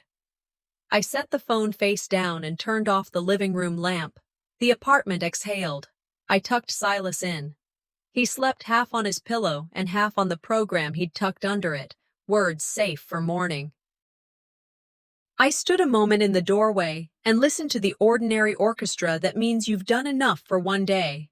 The refrigerator's steady hum, the baseboard's occasional tick, the elevator down the hall breathing someone else's story to the ground floor.